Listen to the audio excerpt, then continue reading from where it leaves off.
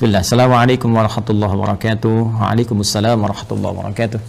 Ustadz, saya mau tanya amalan yang baik buat ibu yang sudah meninggal, karena selama ibu hidup di dunia saya belum bisa memberikan kebahagiaan kepadanya. Terima kasih. Waalaikumsalam warahmatullahi wabarakatuh. Pertama, izinkan saya turut berdoa mohon pada Allah Subhanahu wa taala semoga ibunda saudaraku akun Faisal Said diberikan rahmat oleh Allah Subhanahu wa taala, dilapangkan di alam kuburnya, diberikan cahaya oleh Allah Subhanahu wa taala, diterima amal-amal saleh beliau, dijadikan alam kuburnya bagian dari taman-taman surga yang dibentangkan oleh Allah, dan semoga kita semua dikumpulkan dalam kebaikan bersama beliau dan juga bersama Rasulullah sallallahu alaihi wasallam pada waktu yang telah Allah janjikan.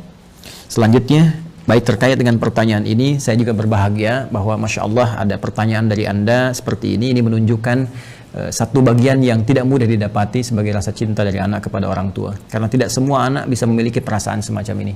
Maka berbahagialah ketika tumbuh nilai-nilai itu, kecintaan kepada ibunda yang memang sangat dimuliakan dalam Al-Quran.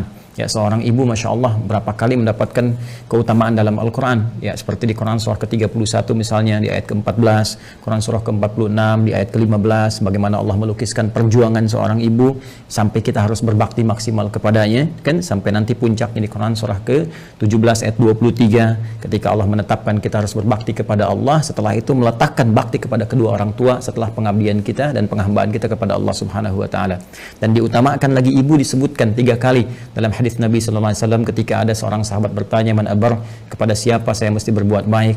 Maka Nabi menjawab, ummak, kepada ibumu. Qala thumma man, kemudian kepada siapa? Qala ummak, kepada ibumu. Qala thumma man, kemudian kepada siapa? Qala ummak, ibumu. Baru kemudian yang keempat disebut abak. Ya, bukan berarti dalam konteks ini ayah misalnya tidak punya prioritas, tidak, tapi ini ingin menunjukkan bagaimana keutamaan seorang ibu yang memiliki keistimewaan di hadapan Allah dan Rasulnya. Pun demikian ayah pun nanti punya keutamaan dalam konteks yang terpisah. Dari sini Nabi memberikan bagaimana isyarat kepada para sahabat, ya ridwanullah alaihim jami'an, untuk berbakti kepada ibundanya. Ya, dalam keadaan hidup misalnya, kalau Anda buka kitab Al-Adabul Mufrad karya Al-Imam Al-Bukhari, dikisahkan bagaimana seorang yang berjuang sudah berangkat ke medan jihad, dilaporkan oleh kawannya, ya ibunya sedang menangis. Ya, karena belum bisa melepas kepergiannya pada saat itu, belum ketemu chemistry-nya. Ya, maka Nabi memanggil kemudian si anak muda ini, yang dipanggil oleh Nabi, maka Nabi katakan kepadanya, idhab, ya irji' ila ummik, bermakna pergilah kembali, pulang kepada ibumu, buat dia tertawa sebagaimana engkau telah membuatnya menangis. Buat dia tertawa sebagaimana engkau telah membuatnya menangis. Ini para ulama mengomentari bagaimana kedudukan seorang ibu sampai jihad berbakti kepadanya dalam keadaan hidupnya, membahagiakannya, memuliakannya, ya itu diutamakan bahkan melebihi jihad dalam medan perang jika ada kemudian hal-hal yang menuntutnya secara syar'i. Al-Imam Ali bin Abi Thalib karramahullahu wajhah, ya, mengomentari statement Nabi sallallahu alaihi wasallam ketika menyebutkan 3 kali ummak, ibumu. Maka dikomentari oleh beliau, karena ibu memiliki 3 keistimewaan yang tidak didapati oleh ayah. Yang pertama, ibu yang mengandung, ayah tidak mengandung. Yang kedua, ibu melahirkan, ayah tidak melahirkan. Yang ketiga, ibu menyusui, ayah tidak menyusui. Dengan 3 keutamaan ini, Nabi kemudian memberikan gambaran ibumu. Ada komentar yang lain bahwa ketika orang ini bertanya, maka peluang terbaiknya untuk berbakti ada kepada ibunya. Sehingga Ibnu Abbas radhiyallahu ta'ala anhuma ketika didatangi oleh seseorang di masa beliau menjadi mufti, ya, aku punya persoalan, aku punya maksiat yang cukup tinggi aku kerjakan, bagaimana cara bertobat kepada Allah Subhanahu wa taala? Ibnu Abbas kemudian berkata, apakah engkau masih punya ibu? Ya, kata orang ini, ya, aku masih punya ibu. Maka kata Ibnu Abbas radhiyallahu ta'ala anhuma, pergilah engkau pulang, ya, kemudian layani ibumu, bahagiakan ibumu, ya, dan berbuat baiklah kepada ibumu. Orang ini bertanya, kenapa engkau berfatwa demikian, kan? Dia tidak menyuruh misalnya saya maksimalkan salatnya, maksimalkan misalnya sedekahnya, tapi yang diutamakan ke ibu. Karena kata Ibnu Abbas radhiyallahu ta'ala anhuma, saya tidak melihat yang lebih utama untukmu saat ini kecuali yang itu. Inilah bagaimana kejeniusan Ibnu Abbas radhiyallahu ta'ala anhuma, karena memang dalam narasi-narasi ayat-ayat Al-Quran firman Allah Subhanahu wa ta'ala, kedudukan membahagiakan berbakti kepada ibunda itu langsung ditempatkan oleh Allah Subhanahu wa ta'ala setelah penghambaan kita kepada Allah. Wa qadha rabbuka alla ta'budu illa iyyah wa bil walidaini ihsana. Kepada kedua orang tua kita wajib berbuat baik, ditempatkan setelah penghambaan kepada Allah. Dan di antara kedua orang tua ini, ibu menempati posisi yang sangat tinggi. Wassaynal insana biwalidayhi hamalathu ummuh. Jadi ketika 2 ini disebutkan, Kata Allah di Quran surah 31 di ayat ke-14, dan kami wasiatkan kepada ke seluruh anak-anak itu untuk berbakti kepada kedua orang tuanya. Siapa di antara mereka kalau mau didahulukan? Ya hamalathu ummu, maka prioritaskan ibumu dulu, ya kan? Ayah juga kita hormati, ya, kita istimewakan, tapi ibu di sini dalam konteks kita ada pertanyaan, ibu mendapatkan kedudukan yang sangat luar biasa. Demikian di Quran surah ke-46 ayat 15. Nah, ini yang paling menarik dalam konteks kehidupan. Allah, Rasulullah SAW meminta kita memaksimalkan. Orang banyak berbuat baik, tapi tidak sedikit orang-orang yang bisa memaksimalkan itu setelah ibunya wafat. Dan Anda termasuk yang dianugerahi oleh Allah Subhanahu wa taala kemampuan, keinginan dan azam untuk berbuat baik ibu walaupun telah wafat. Maka berbahagialah. Di antara caranya ada yang Nabi SAW sampaikan, bahkan disebutkan dalam hadis riwayat Muslim sampai dengan 9 lafaz. Saya sebutkan hadisnya, qala Rasulullah sallallahu alaihi wasallam, idza matal insanu atau idza matal abdu. Ya, kata Nabi SAW, jika seorang manusia yang biasa beraktivitas. Jadi insan itu, kata insan disebutkan 65 kali dalam Al-Quran, menunjuk pada term manusia dengan totalitas aktivitasnya. Jadi kalau terkait dengan nafsunya, tampilan fisikalnya disebut dengan bashar, 35 kali disebutkan dalam Al-Quran. Jika terkait dengan sifat-sifat lembutnya, harmoninya, yang berbeda dengan jin, ya, dari penampakan dan gaibnya, itu disebut dengan al-ins. 18 kali ins dan jin dipasangkan dalam Al-Quran. Kemudian ada lagi menyebut sifat sosialnya an-nas, setidaknya 241 kali kurang lebih disebutkan dalam Al-Quran. Jika menyebut asal genetiknya disebut dengan Bani Adam, disebutkan 7 kali dalam Al-Quran.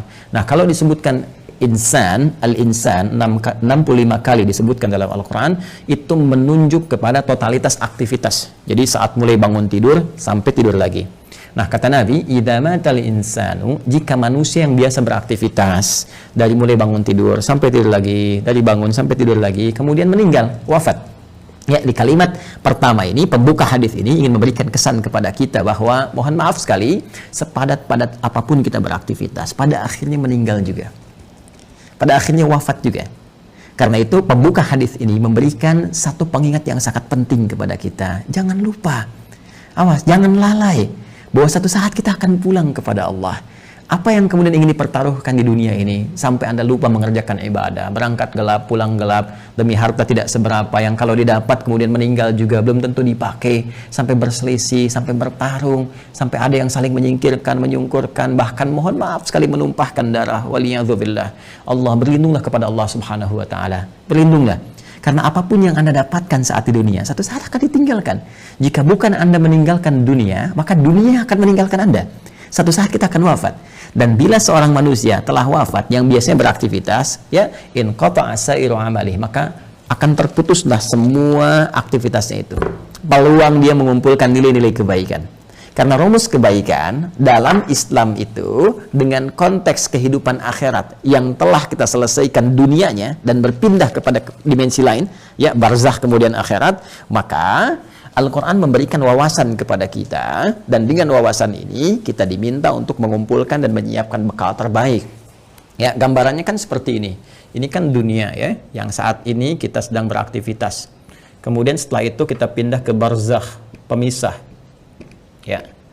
Kemudian akhirnya akhirat. Ini akhirah, ya. Ini yang terakhir. Akhirah. Ini ad-dunya. Kemudian ini barzakh. Bainahuma barzakhul la yabghiyan.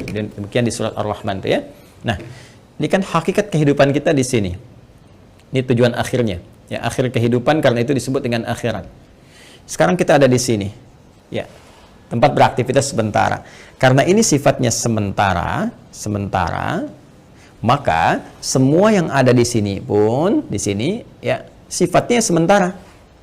Ya, mohon maaf, usia kita ini sifatnya sementara, tidak abadi. Ya, hanya sementara saja. Dibatasi dengan apa yang disebut dengan ajal namanya. Ya kan? Jadi begitu ajalnya tiba, maka selesailah kemudian usia kita. Ini batasan ini contohnya misalnya di Quran disebutkan di surah ke-7 Al-A'raf di ayat 34. Walikulli ummatin ajal, dan setiap umat itu bukan satu dua orang, semua umat yang pernah beraktivitas di bumi mereka memiliki batas usia. Fa idza jaa ajaluhum la yastakhiruna sa'atan wa la yastaqdimun. Jika telah tiba ajalnya, maka tidak akan pernah bisa dimajukan atau dimundurkan. Pada saat itu berhenti, selesai. Ya, berhenti dan selesai. Akan didatangi oleh maut namanya. Ya, maut. Di Quran surah ketiga Ali Imran di ayat 185. Kullu nafsin dha'iqatul maut. Maka maut datang ya untuk sudah menerapkan perintah Allah Subhanahu wa taala sesuai dengan batas ajal ini dan mengambil kembali untuk memindahkan kepada dimensi berikutnya. Yang bertugas membawa maut ini nanti ada bahkan satu malaikatnya khusus spesifik disebut dengan malakul maut ya di Quran surah ke-32. Di ayat yang ke-11 ya paling kanan agak ke bawah, qul yatawaffakum malakul mautil ladzi wukkila bikum, ya katakan Muhammad SAW bahwa setiap yang hidup itu akan didatangi oleh malakul maut. Jadi ada malaikat khusus ya yang ditugasi untuk membawa maut. Maka kalau ini sudah tiba maka selesai ajal. Nah, maka yang biasanya kita ini beraktivitas, aktif, bekerja dengan segala yang kita dapatkan dalam kehidupan dunia. Mohon maaf, bidangnya mungkin beragam, ya. Ada yang di kesehatan, kedokteran, medis, ada yang insinyur, ada yang di militer, tentara, ada yang Polri misalnya, ada yang di politisi, ya, di politik, jadi politisi misalnya, ada yang di pemerintahan, birokrat, ada yang ustadz mengajar, dosen, guru dan sebagainya. Pada akhirnya sepanjang semua bernama makhluk ya dan spesifik manusia, pada akhirnya semua kegiatan itu akan tuntas, selesai ya. Semua manusia yang beraktivitas tadi disebut dengan insan, al-insan ya, ada surah ke-76 dalam Al-Quran, al-insan ya. Kata Nabi, idza matal insan, jika semua manusia yang beraktivitas ini sudah tiba nih, sudah tiba ajalnya ya, tiba maut ya. Maut itu sifatnya, keadaannya. Mata itu kata kerjanya, mata yamutu mautan ya, mata yamutu mautan. Idza matal insan, jika tiba maut ini menjemput manusia ya, sudah datang ajalnya, tiba maut dan menghentikan semua aktivitas yang pernah ia lakukan. Tadi saya katakan semua pembuka di hadis ini kalimatnya singkat padat, cuma 2 kata, matal insan, tapi pesannya sangat dalam, memberikan kesan bahwa apapun yang kita banggakan pada hakikatnya akan selesai. Apapun yang kita tonjolkan dalam kehidupan pada hakikatnya akan selesai. Apakah harta benda yang kita tampilkan, apakah kedudukan yang kita tonjolkan dan sebagainya, semua akan tuntas, selesai dengan tibanya maut. Ya, karena sifatnya kehidupan kita di dunia ini sementara, maka usia pun sementara, bekalnya pun sementara. Silakan Anda kumpulkan sampai banyak bermewah-mewah misalnya, mohon maaf, kendaraan banyak yang mewah, pakaian mewah, pada akhirnya meninggal nggak dibawa. Ya, alam kubur itu tempatnya hanya setempat seukuran jasad kita saja. Nggak ada seukuran rumah Anda, seukuran mobil Anda untuk memasukkan semua aset Anda. Tidak, selesai kawan. Karena itu sering-kali merenung, sering-sering merenung. Pada akhirnya apa sih yang mau dicapai di kehidupan dunia ini kalau kita memang akan berpindah? Dan setiap tempat yang disinggahi, fitrahnya membutuhkan bekal. Ya, Anda saja di dunia, saya sering katakan, dalam konteks kehidupan dunia saja, misal, saat ini saya ada di Bekasi misalnya, ya kan? Saya akan pergi di satu provinsi yang sama, ya. Misalnya ke Bandung lah, sama-sama Jawa Barat misalnya. Atau ke tetangga ke Jakarta misalnya. Ya. Ini kita ke Jakarta saja yang jaraknya tidak terlampau jauh, mesti punya bekal. Ke Bandung mesti punya bekal. Apatah kalau saya ingin ke Sumatera, kalau saya ingin ke Papua, atau saya ingin keluar Indonesia misalnya, pasti harus punya bekal. Mustahil berpindah tempat, ruang, dan waktu tanpa bekal memadai yang kita bawa. Itu mustahil. Ya, nah kalau dalam konteks keduniaan saja mesti punya bekal, maka bagaimana dengan dimensi yang berbeda? Dunianya kita tinggalkan. Ini kan kalau dari sini masih ke Malaysia, masih dunia, ya kan? Ke Amerika masih dunia. Ini sekarang kita meninggalkan dunia. Bahkan pengumuman disampaikan telah meninggal dunia. Artinya meninggalkan dunia, maka mutlak mesti punya bekal. Dan di dalam konteks keduniaan saja, bekalnya bisa beda. Saya pergi ke Arab, di Arab mungkin kulturnya beda, makanan pokoknya tidak sama, maka bekal yang dibawa pun akan menyesuaikan dengan itu. Sekarang kalau dalam konteks kehidupan dunia saja, bekal di satu tempat bisa berbeda, maka apalagi dengan dimensi yang berbeda. Mesti ada bekal untuk hadir ke sini. Ya. Di saat kita bawa ke sini, semua bekal dunia tanggal, yang dunia ini hilang. Ya, karena beda tempat. Sekali lagi, apa yang kita bawa di sini, kita bawa rupiah dari sini. Apakah akan laku dibawa di Amerika? Ya, laku misalnya dibawa di Kanada, laku dibawa di Jerman dan sebagainya. Belum tentu. Belum tentu. Kita harus tukar dulu gitu kan? Atau barangkali belum berlaku misalnya dan seterusnya. Boleh jadi. Nah, sekarang kita akan pindah tempat, dimensi berbeda. Apa yang harus kita bawa? Apa yang harus kita siapkan di dunia ini? Ya, sehingga kita bisa bawa saat berpindah ke alam barzakh ini sebagai persiapan menuju akhirat. Ya. Maka tiada lain, rumusnya lanjutkan hadisnya. In qata'a sa'iru amalih, maka terputus semua peluang amalnya. Ya, pertama amal. Nah, amal. Amal itu masih umum. Amalan itu masih umum. Semua perbuatan manusia yang akan dipertanggungjawabkan di hadapan Allah disebut dengan amal namanya. Ya, faman ya'mal mithqala dzarratin khairan yarah wa may ya'mal mithqala dzarratin syarran yarah. Ya, jadi semua perbuatan kita dari bangun tidur sampai dengan tidur lagi itu disebut dengan amal. Nah, ini kalau sudah meninggal, mata, datang maut, ya, terputus semua amal, aktivitas selesai. Ya. Cuma diberikan kemudian gambaran kepada kita, ada amal ini yang saat dikerjakan itu dicatatkan punya nilai. Yang nilai ini menjadi bekal yang akan dibawa ke dimensi selanjutnya, ke ruang selanjutnya setelah kita wafat. Singkatnya dibawa ke alam barzakh, bahkan sebagai bekal menuju akhirat. Dan ini bisa kita siapkan saat di dunia. Ya, apa nama amalnya? Ini yang disebut dengan amal saleh. Ya, jamaknya disebut dengan salihat. Amal saleh, jamaknya apa? Salihat. Ya, jadi amal ini ada yang netral, umum, kan? Nah, ini amal yang saat dikerjakan punya nilai untuk dibawa pulang menghadap Allah dan dibawa bekalnya ke tempat dimensi berbeda di barzakh sampai dengan ke akhirat disebut dengan saleh. Jamaknya disebut apa? Salihat. Ya. Singkatnya, setiap perbuatan yang dinilai sebagai ibadah oleh syariat. Ya, jadi setiap perbuatan kalau kita kerjakan diniatkan sebagai ibadah, maka itu namanya amal saleh. Jelas ya? Baik, jamaknya disebut dengan apa? Salihat. Ya, muncul Quran surah ke-103 misalnya Allah firmankan, ya, di surat Al-Asr, wal 'asr innal insana lafi khusr illa alladzina amanu wa 'amilus shalihat. Nih, ya, wal 'asr, demi waktu, momentum, ya, yang Allah berikan kepada setiap manusia untuk beraktivitas. Nih, dikasih kesempatan dari pagi, kan, bahkan dari bangun tidur sampai tidur lagi, silakan beraktivitas. Tapi kalau aktivitasnya cuma mengejar dunia saja, kata Al-Quran berpotensi rugi. Karena saat dia meninggalkan dunia, fakir, dia nggak punya bekal.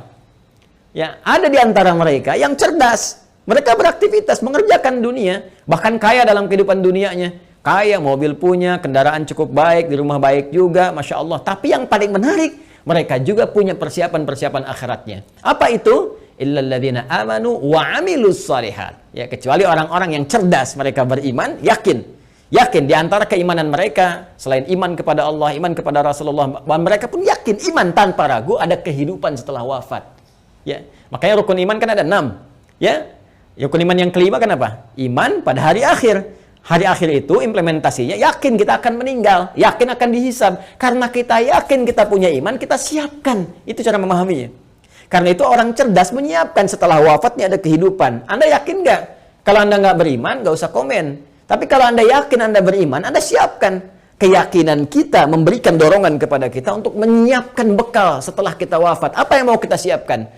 Allah saking rahmannya memberikan bocoran kepada kita, bimbingan kepada kita. Nih, siapkan bekal ini. Ini bekal yang cuma satu-satunya dibawa saat kita wafat. Apa itu? Wa amilus shalihat. Ini dia. Amal-amal saleh. Maka jadikan setiap bekal kegiatan kita itu menjadi amal saleh. Caranya bagaimana? Niatkan karena Allah Subhanahu wa taala. Ya, niatkan karena Allah lillah, bekerja karena Allah, merawat anak karena Allah, di rumah tangga karena Allah. Bahkan nanti implementasinya Nabi SAW memberikan panduan dengan doa langsung. Makanya saya sering katakan dalam Islam semua aktivitas itu punya doanya. Bangun tidur ada doanya, sampai mau tidur lagi ada doanya. Semua aktivitas kita. Tatkala kita pun belum memahami, sertakan kalimat Bismillahirrahmanirrahim. Kullu amrin dzibalin la yubda'u fihi Bismillahirrahmanirrahim fahuwa abtar au a'ta'. Setiap perbuatan baik yang tidak disertakan Bismillahirrahmanirrahim, karena Allah, Bismillah, saya kerjakan ini karena Allah. Ya, kalau Anda tidak sertakan itu, tidak niatkan karena Allah, fahuwa abtar au aqta, maka terputuslah peluang bekal akhiratnya. Kalau Anda kerjakan, misal saya mau nulis nih Bismillahirrahmanirrahim atau singkat Bismillah misalnya kan, saya niatkan karena Allah supaya tulisan ini punya manfaat, supaya tulisan ini punya nilai di hadapan Allah. Maka begitu saya tuliskan, misal ya, ini saya tuliskan bekal dunia amal saleh misalnya.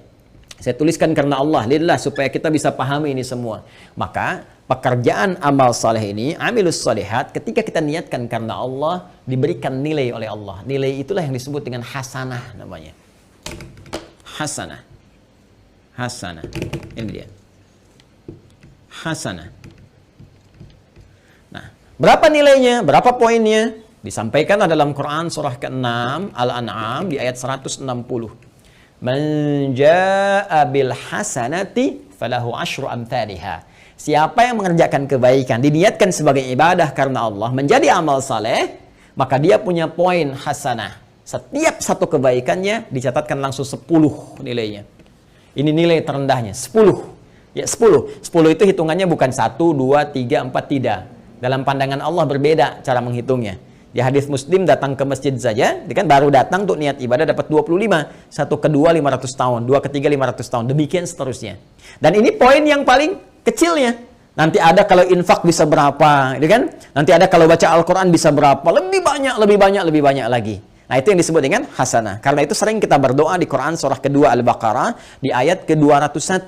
Wa minhum may yaqulu rabbana atina fid dunya hasanah wa fil akhirati hasanah wa qina adzabannar. Dan di antara mereka banyak yang berdoa kepada Allah, ya Allah, mohon bimbing kami untuk mengerjakan semua kegiatan dunia punya nilai akhiratnya hasanah.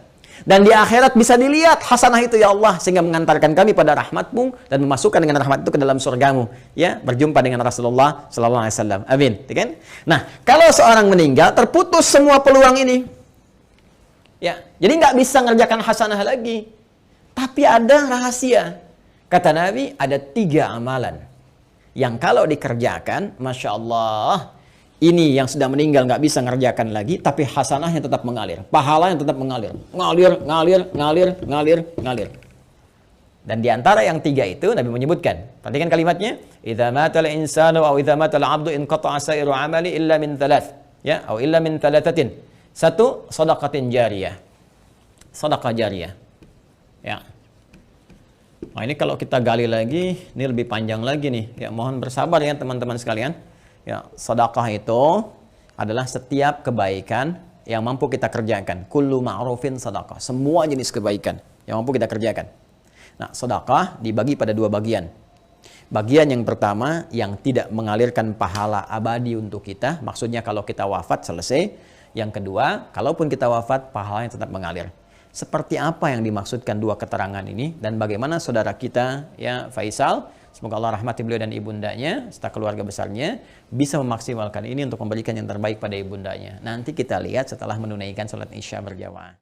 Mohon izin kembali kita lanjutkan bahasan kita, bahwa pertama dari akun Faisal Said tadi menanyakan sebelum Isya, beliau berkenan menginginkan adanya satu amalan yang bisa dipersembahkan untuk ibundanya yang telah wafat dan ingin membahagiakan beliau dalam keadaan saat ini. Bagaimana, apakah ada bimbingan dalam Al-Quran ataupun hadis-hadis Nabi Sallallahu Alaihi Wasallam?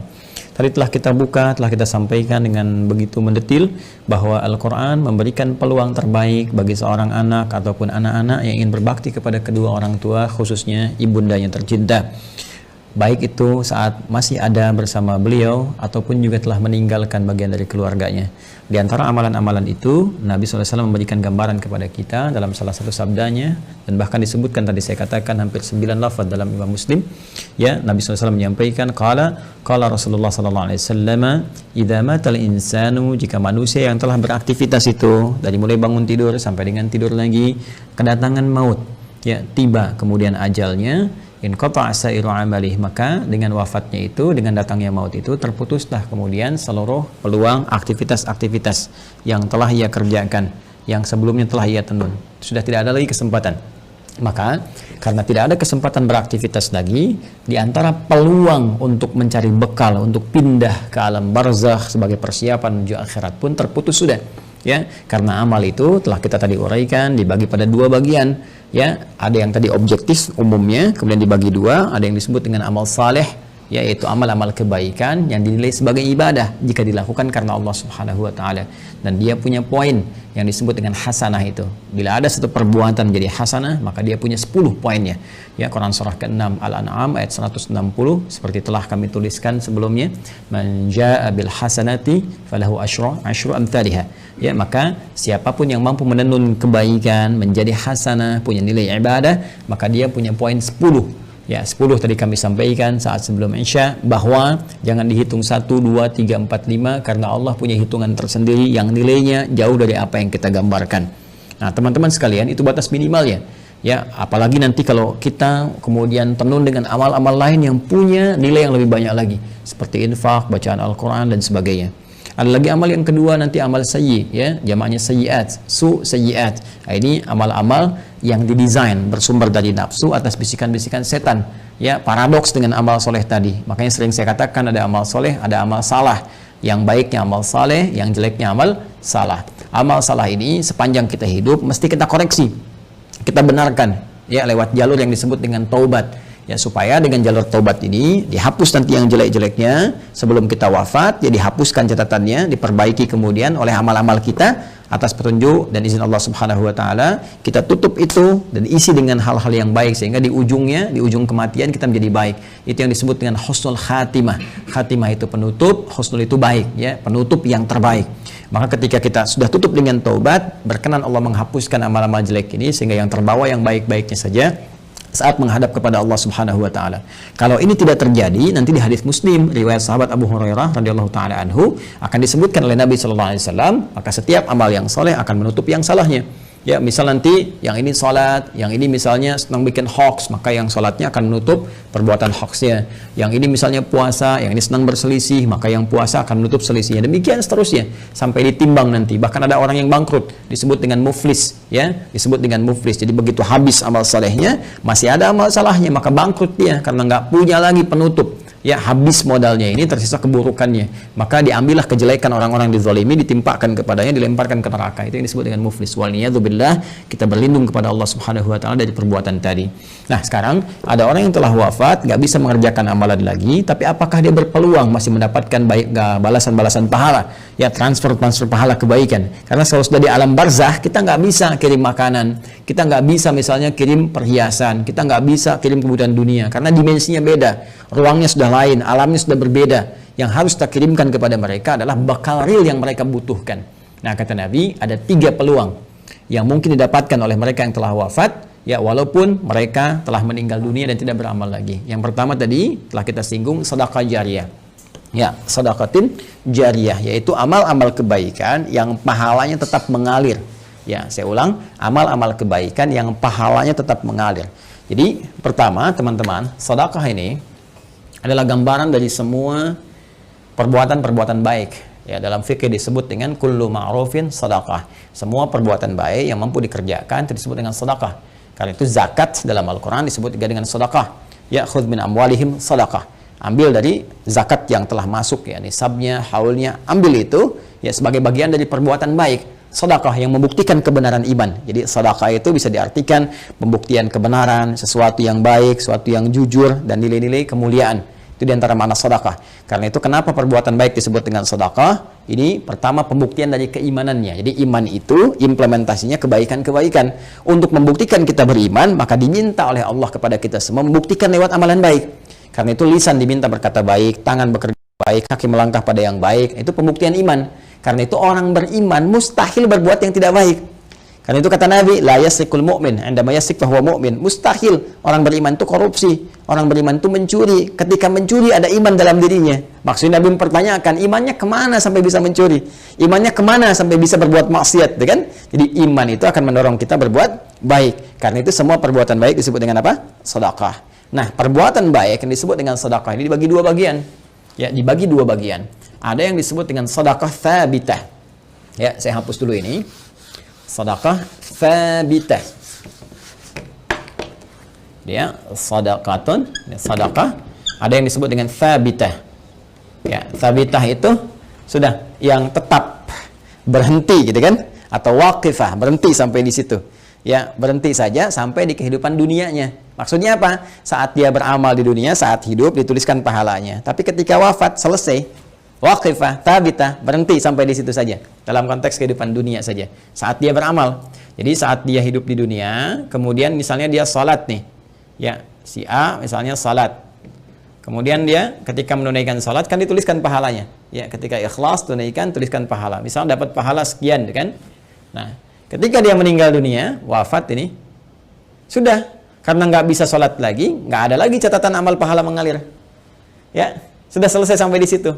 Selesai, terhisab sampai di situ. Karena selesai, tetap di situ disebut dengan thabit atau waqifah, berhenti sampai di situ. Ya. Nah, ada yang menarik nih. Orangnya sudah meninggal, sudah nggak di dunia lagi. Ya, sudah berpindah ke dimensi lain, dia pindah ke barzakh, alam pemisah. Ya, disebut dengan alam kubur. Terpisah dia dengan dunia tapi belum sampai ke akhirat. Ya, alam pemisah antara dunia dengan akhirat disebut dengan barzakh. Ya. Baik, ketika berpindah kepada barzakh ini nggak ada peluang amal lagi. Tapi yang menarik, walaupun dia nggak mengerjakan amalannya, pahalanya tetap mengalir. Nah, mengalir dalam bahasa Arab disebut dengan jara yajri, jarian wa jariyatan. Ya. Maka karena ini sifatnya ada muannats-nya disebut dengan jariyah. Jariyah. Ya. Baik, ini apa namanya, sifah dan mausuf, ya, disifati sedekah, ya, sedekah, perbuatan-perbuatan baik jariyah yang pahalanya terus ngalir sampai kehidupan berakhir. Ya, sampai hari perhitungan tiba, kiamat terjadi, ya, perhitungan pahala, baru kemudian di situ hitungan dikumpulkan keseluruhan, disebut dengan hisab. Ya, disebut dengan apa? Hisab. Jadi sepanjang kiamatnya belum terjadi, kemudian belum terputus kehidupan dunia keseluruhannya, maka terus saja ngalir di pahalanya, ngalir, kumpul, masya Allah, walaupun orangnya telah meninggal dunia. Nah, ini sedekah jariyah ini punya dua sumber. Ya. Untuk mempercepat, punya dua sumber. Sumber pertama adalah kebiasaan amal soleh yang dikerjakan oleh orang yang meninggal tadi sebelum dia wafat. Jadi sebelum dia wafat, dia punya kebiasaan beramal. Ya, yang amalan ini setelah dia wafat pun masih ada tuh. Ya, merambat peluang amalannya sehingga pahalanya terus mengalir kepada yang bersangkutan. Apa di antara contohnya misalnya? Ah, contoh misalnya yang bersangkutan sebelum meninggal dunia pernah misalnya menyumbang untuk kepentingan di masjid. Masya Allah misalnya sedang ada perbaikan masjid, kan? Lalu disumbangkanlah untuk bikin keran wudhu misalnya. Masya Allah, walaupun orang yang meninggal, keran wudhunya masih ada, dipakai orang. Setiap dipakai, mengalir, pahala terus mengalir. Sepanjang itu ada. Karpet masjid misalnya kan disumbangkan, dipakai terus, walaupun orang yang meninggal, tetap pahalanya mengalir. Ngalir. Masya Allah. Pesantren, pembangunan, tadi ada beberapa informasi yang saya sampaikan terkait update, nanti di akhir saya tegaskan kembali, ya. Masya Allah misalnya bikin pesantren untuk ahli Al-Quran, bahkan misalnya ada mushafnya, ya, kan kita buka juga tuh wakaf untuk mushafnya, untuk perangkat hafalan, itu Masya Allah setiap yang menghafal dapat pahalanya. Makanya saya sering katakan kalau beramal kita mesti cerdas, dengan modal sekecil-kecilnya dapat keuntungan sebanyak-banyaknya. Ya, contoh misalnya kita punya uang 50.000 nih. Kita bisa punya banyak pilihan untuk beramal saleh. Tapi kalau kita bisa gunakan 50.000 misalnya untuk sedekah jariyah. Saya punya pos uang misalnya 50.000 nih. Saya pengen jadi pahala di hadapan Allah. Mana yang akan saya gunakan? Maka Anda bisa melihat dengan bijak. Anda mau pilih mana yang thabit, waqifah, berhenti sampai di situ. Misal Anda berikan makanan, kasih misalnya orang butuh untuk makan supaya energi dia ada. Dia makan tuh. Dari energi itu dia pakai untuk sholat misalnya. Ya, dia akan gunakan untuk sholat seketika ketika energinya selesai pahala Anda. Kan? Anda gunakan beli mushaf, misal dapat 2, Anda berikan ke penghafal Quran.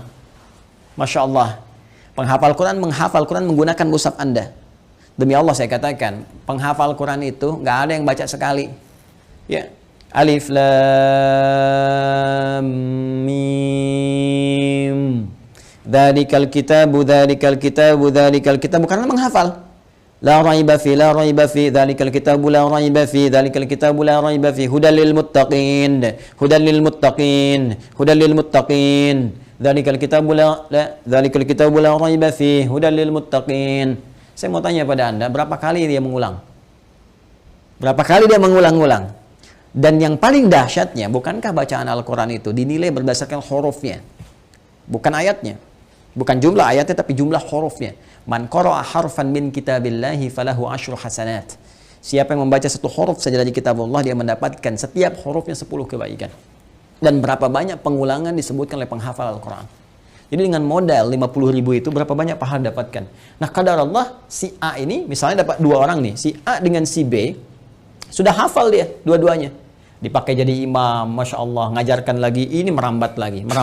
Mushafnya masih ada, diwariskan lagi pada orang lain.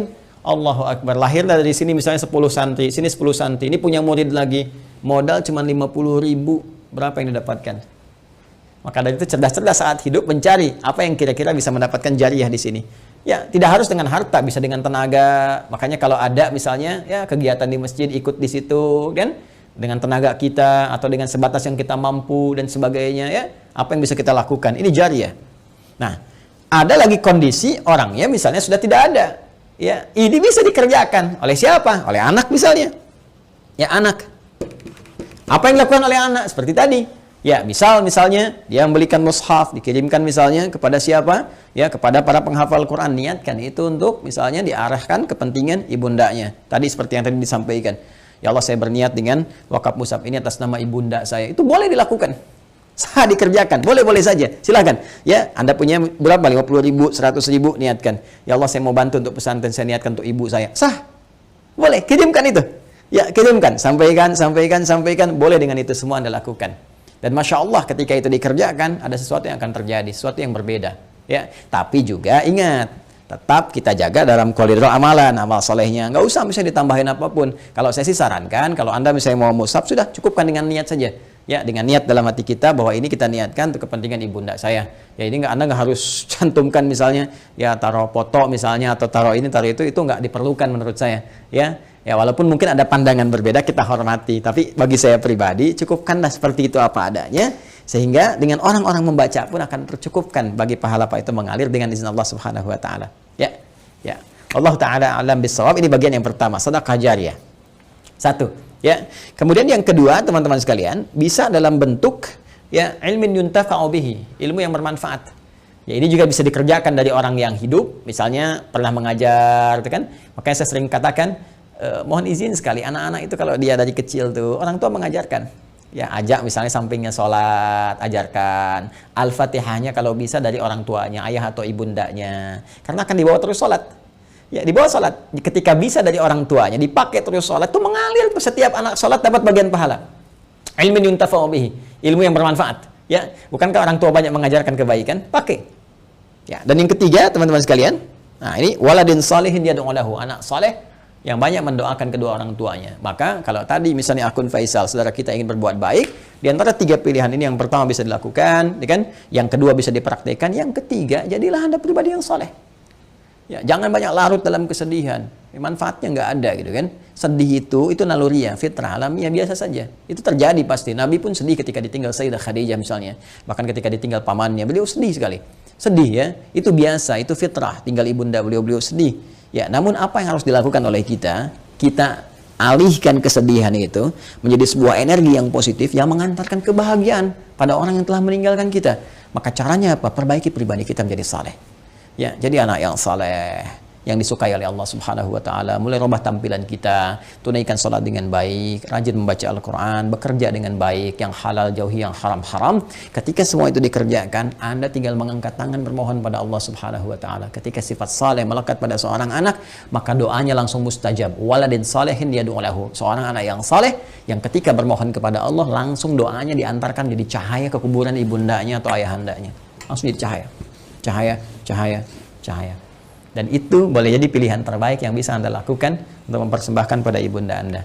Ya, kalau perbedaan pandangan dari para ulama itu biasa-biasa saja. Ya, A memandang, B memandang, tidak ada masalah. Tapi ijtihad satu tidak bisa membatalkan ijtihad yang lainnya karena peluang ini terbuka. Ya, jadi kalau ada tadi yang membatasi misalnya sepanjang dia masih hidup, tapi juga ada yang kemudian membatasi, yang menafsirkan tidak boleh dari orang yang hidup pun memberikan kebaikan-kebaikan karena perkara umum. Sepanjang tidak ada takhsisnya, tidak ada kekhususan, maka maknanya tetap umum. Jelas ya? Wallahu ta'ala alam bissawab.